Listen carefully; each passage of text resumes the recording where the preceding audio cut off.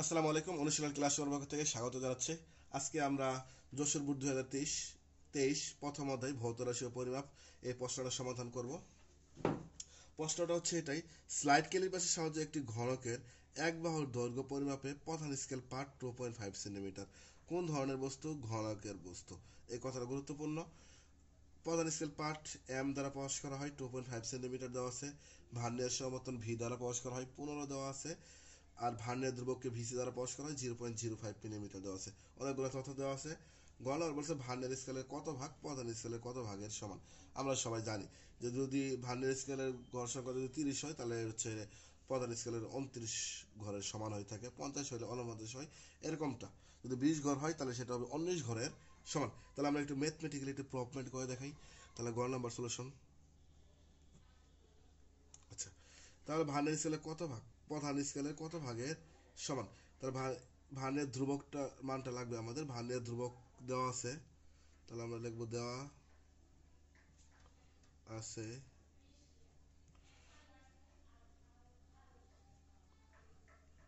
Vernier ধ্রুবক। Vernier ধ্রুবককে VC দ্বারা প্রকাশ করা হয়। ভার্নিয়ার ধ্রুবকের মান দেওয়া আছে 0.05 মিলিমিটার। এটা হচ্ছে ভার্নিয়ার ধ্রুবক ভিসির মান। আমরা এই মানটাকে যদি, আচ্ছা মিলিমিটার আছে, তাহলে আর আমরা জানি একটা সূত্র, যে আমরা জানি VC equal S by N. আমরা এখান থেকে এন এর মানটাকে নির্ণয় করব। তাহলে এন এন তো হচ্ছে ভার্নিয়ার স্কেলের ঘর সংখ্যা। তাহলে এন এর মানটা হচ্ছে N equal S by VC লিখতে পারি আমরা। তাহলে হচ্ছে এস এর মান হচ্ছে অল টাইম ফিক্সড 1 মিলিমিটার, আর ভিসির মানটা দেওয়া আছে 0.05 মিলিমিটার। যদি আমরা ক্যালকুলেটর চাপি তাহলে এই এন এর মানটা নামবে কত? 20। তাহলে ভার্নিয়ার স্কেলের ঘর সংখ্যা কত দাঁড়াইলো? 20। ভার্নিয়ার স্কেলের ঘর সংখ্যা 20। ভার্নিয়ার স্কেলের ভার্নিয়ার স্কেলের ঘর সংখ্যা এন ইকুয়াল 20। এখন আমরা এই ম্যাথটা যখন করব, এই টাইপের ম্যাথগুলো, তখন আমরা এই ম্যাথগুলোকে 3টা ভাগে বিভক্ত করে নেব। তাহলে এটা প্রথম ভাগটা কি, ভার্নিয়ার স্কেলের ঘর সংখ্যাটা আমরা নির্ণয় করে ফেলছি কত? 20। আমরা দ্বিতীয় ভাগটা হবে আমাদের যেই এস এর মানটা আছে, এস এর মানটা তো আমরা জানি অল টাইম ফিক্সড 1 মিলিমিটার। এই এস এর মানটা থেকে আমরা এই ভিসির মানটাকে বিয়োগ করবো। এস এর মানটা থেকে ভিসির মানটা বিয়োগ করবো, এটা হচ্ছে আমাদের দ্বিতীয় স্টেপ। তাহলে আবার দিয়ে লিখতে পারি বা এখন দিয়ে লিখতে পারি। এখন এস মাইনাস কি করব, আমরা ভিসি করব। S minus VC. এস এর মানটা ফিক্সড 1 মিলিমিটার, আর ভিসির মানটা কত দেওয়া আছে? 0.05 মিলিমিটার। 0.05 মিলিমিটার যদি ক্যালকুলেশন করা হয় তাহলে নামবে 0.95 মিলিমিটার। তাহলে আমাদের দুইটা ভাগে কাজ করা শেষ। এবার আমাদের প্রশ্ন কি বলছে, ভার্নিয়ার স্কেলে কত ভাগ। ভার্নিয়ার স্কেলে কত ভাগ? 20 ভাগ। এটা হচ্ছে প্রধান স্কেলে কত ভাগের সমান। এখন আমাদের লাগবে প্রধান স্কেলের ভাগ সংখ্যা। প্রধান স্কেলের ভাগ সংখ্যা। আমরা এই ম্যাথটা করার সময় 3টা ভাগে বিভক্ত করে নেব। তাহলে আমাদের দুইটা ভাগ শেষ। এখন আমরা দুইটা মান পাইছি, একটা এন এর মান পাইছি, আরেকটা এখানে 0.95 পাইছি। আমরা এখনকার কি করব, এই যে 20, এই এন এর মানটা 20 গুণ, আর এই মানটা কত দাঁড়াইছে? 0.95। এই দুইটা আমরা কি করব, গুণ দিব। গুণ যদি দেই তাহলে হবে কত? 19 নামবে এখানে। তাহলে আমরা নিচে লিখে দেবো যে ভার্নিয়ার স্কেলের 20 ঘর প্রধান স্কেলের 19 ঘরের সমান। নিচে একটা লাইন লিখে দিলেই আমাদের উত্তর হয়ে গেছে। এখন আমরা আসি বড় ঘর নাম্বার সমাধানে।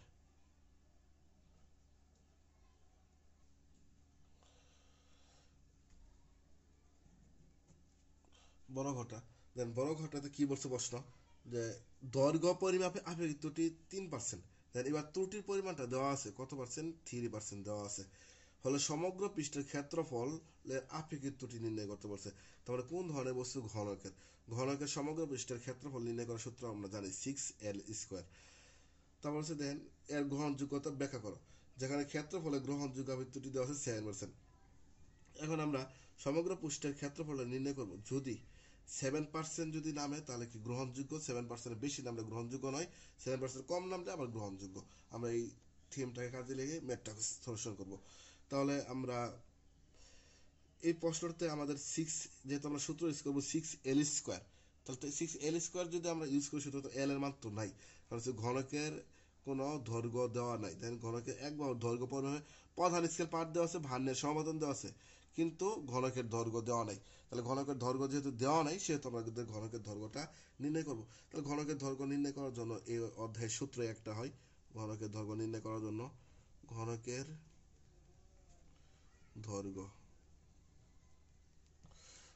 দৈর্ঘ্য নির্ণয় করার জন্য সূত্র হচ্ছে একটাই, L = m + v গুণ vc। দেখেন সবগুলো ডাটা সাইডে দেওয়া আছে। m তে হচ্ছে প্রধান স্কেল পার্ট কত দেওয়া আছে? 2.5 সেন্টিমিটার, 2.5 সেন্টিমিটার। তার ভার্নিয়ার সমাপতন ভি এর মান দেওয়া আছে কত? 15। তাহলে ভি = 15। তারপর দেন ভার্নিয়ার ধ্রুবক কি দ্বারা প্রকাশ করি? আমরা ভিসি দ্বারা প্রকাশ করি। কত দেওয়া আছে? 0.05 মিলিমিটার, 0.05 মিলিমিটার। তাহলে মিলিমিটার দেওয়া আছে, সে উপরের মানটা যদি সেন্টিমিটার আছে, তাহলে এই মানটাকে আমরা 10 দ্বারা ভাগ করে সেন্টিমিটারে নিতে পারি। তাহলে 10 দ্বারা ভাগ করে সেন্টিমিটার নিলে একটা জিরো শুধু বাড়বে, 0.005 সেন্টিমিটার। এবার ডাটাগুলো আমরা বসাই। এম এর মান কত? 2.5 প্লাস ভি এর মান কত? 15 গুণ ভিসির মান কত? 0.005। যদি আমরা ক্যালকুলেশন করি তাহলে হবে 2.575 সেন্টিমিটার। তাহলে আমরা ঘনকের দৈর্ঘ্য কত পাইলাম? 2.5 সেন্টিমিটার। ঘনকের যেই দৈর্ঘ্যটা দেওয়া আছে সেটার কোনো একটা ত্রুটি দেওয়া আছে 3%। ত্রুটির কাজটা আমরা আয় করে নেব এখনকার। তাহলে ত্রুটির কাজটা আমরা কিভাবে করব? তাহলে ত্রুটি ইকুয়াল কত দেওয়া আছে? 2.575। তাহলে 2.575 এই মানটার কত পার্সেন্ট? 3%। তাহলে গুণ কত? 3%। 3% বলতে 3/100। যদি এটাকে ক্যালকুলেটর করি তাহলে আমাদের নামবে 0.07725 সেন্টিমিটার। যেহেতু উপর মানটা সেন্টিমিটার আছে, তাহলে নিচের মানটাও সেন্টিমিটার হবে। তাহলে আমাদের একটা মোটামুটি শেষ, ত্রুটির কাজটা করা শেষ। এখন আমরা আপেক্ষিক ত্রুটি নির্ণয় করব, ঘনকের সমগ্র পৃষ্ঠের ক্ষেত্রফলটা নির্ণয় করব। 5টা ভাগে বিভক্ত করতে হবে এই ম্যাথটাকে। তাহলে আমরা ঘনকের সমগ্র পৃষ্ঠের ক্ষেত্রফল, এটা আমরা আগে সর্বপ্রথম নির্ণয় করবো। এটা প্রথম ভাগ,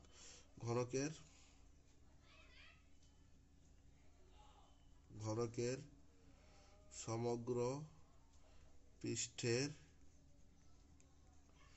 ক্ষেত্রফল। তাহলে আমাদের সূত্রটা হচ্ছে কি? 6l²। সূত্র হবে 6l²। তাহলে হচ্ছে এল এর মান করলে আমরা দেওয়া এল এর মানটা পাইছি কত? 2.575। তাহলে আমরা লিখতে পারি 6 গুণ এল এর হচ্ছে 2.575, উপরে কি আছে? হোল স্কোয়ার আছে। তাহলে আমরা যদি ক্যালকুলেটর যদি চাপি তাহলে আমাদের উত্তর নামবে 39.78, 39.78 সেন্টিমিটার স্কোয়ার। আচ্ছা, তাহলে এটা আমাদের কি? ঘনকের সমগ্র পৃষ্ঠের ক্ষেত্রফল নামছে। তাহলে আমাদের একটা ভাগ হয়ে গেছে, আমাদের 5টা ভাগে টোটাল বিভক্ত করতে হবে। তাহলে একটা ভাগের মধ্যে দ্বিতীয় ভাগ হচ্ছে ওই সম্ভাব্য বড় ক্ষেত্রফল ঘনকেরই, ওই কথাগুলো আর লিখলাম না। তাহলে ঘনকের সম্ভাব্য বড় ক্ষেত্রফল, সমগ্র পৃষ্ঠের সম্ভাব্য বড় ক্ষেত্রফল। আমি সংক্ষেপে যদি লিখি সম্ভাব্য বড় ক্ষেত্রফল, সম্ভাব্য বড় ক্ষেত্রফল।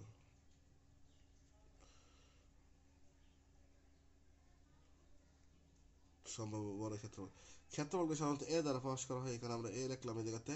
যেহেতু বড়র ক্ষেত্রে আমরা ইচ্ছা করলে কি লিখতে পারি? A1 লিখতে পারি। তাহলে হচ্ছে A1। তাহলে A1। তাহলে এবার আমরা যে কাজটা করবো, সূত্রটা তো মেন সূত্র 6l²। 6টা লিখবো, তারপর এর সাথে যে ত্রুটিটা বের হয়েছে এই ত্রুটিটা আমরা যোগ করে দেবো। তাহলে হচ্ছে l + 0.07725, আমরা উপরে কি হবে? Whole square. যদি এল এর মান কত যদি বসানো হয়, এল এর মান হচ্ছে 0.575 যদি পুরাটুক যদি ক্যালকুলেশন যদি করা হয় তাহলে উত্তর নামবে 42.20 42.20 সেন্টিমিটার স্কোয়ার। তাহলে হচ্ছে আমাদের একটা শেষ সম্ভাব্য বড় ক্ষেত্রফল। এবার সম্ভাব্য ছোট ক্ষেত্রফল, ছোট ক্ষেত্রফলের জায়গায় শুধু প্লাসের জায়গায় মাইনাস দেবো আমরা। তাহলে লিখবো সম্ভাব্য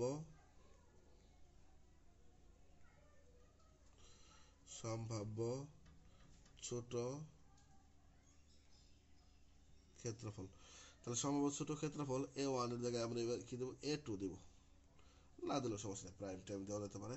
তাহলে এবার আমরা কি করবো, 6 এই L যে আছে L প্লাসের জায়গায় শুধু মাইনাসটা দেবো আমরা, 0.0775 উপরে হোল স্কোয়ারটা হবে। যদি আমরা ক্যালকুলেটর যদি চাপি তাহলে আমাদের উত্তর আসবে 37.43 সেন্টিমিটার, 37.43 37.43 সেন্টিমিটার স্কোয়ার, 37 ওইটা। এবার আমরা আমাদের কাজ মোটামুটি 3টা ভাগ শেষ, চতুর্থ ভাগের আমাদের চূড়ান্ত ত্রুটি।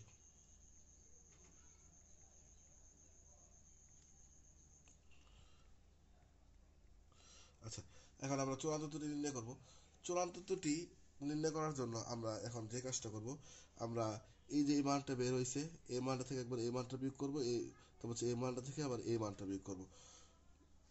তাহলে প্রথম আমরা কি করবো, একটু পরমাণু চিহ্ন দিয়ে নিচ্ছি, পরমাণু চিহ্ন, কারণ এইটা দেওয়ার অর্থ হচ্ছে যে মাইনাস মান গ্রহণযোগ্য নয়।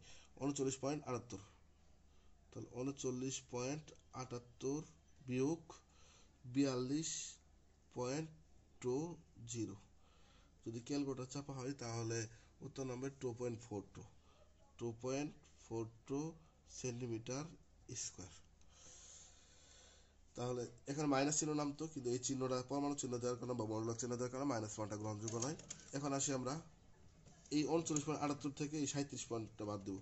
তাহলে হচ্ছে আমরা 39.78 বিয়োগ 37.43, যদি ক্যালকুলেটর চাপা হয় তাহলে নামবে 2.35 সেন্টিমিটার স্কোয়ার। দুইটার মধ্যে বড় মান কোনটা, 2.42, তাহলে 2.42 হবে আমাদের আপেক্ষিক বা চূড়ান্ত ত্রুটি হবে। তাহলে এখন আমরা আপেক্ষিক ত্রুটি নির্ণয় করার সূত্রটা ইউজ করব। তাহলে আমরা লিখবো আপেক্ষিক ত্রুটি,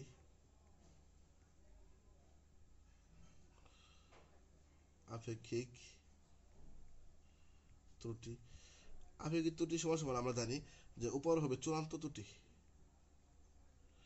উপর হবে চূড়ান্ত ত্রুটি, আর নিচে হবে যেই ঘনকের সমগ্র পৃষ্ঠের এই ক্ষেত্রফলটা, আমি শুধু ক্ষেত্রফল লিখতেছি, আপনারা সম্পূর্ণটুকু দেখবেন ক্ষেত্রফল।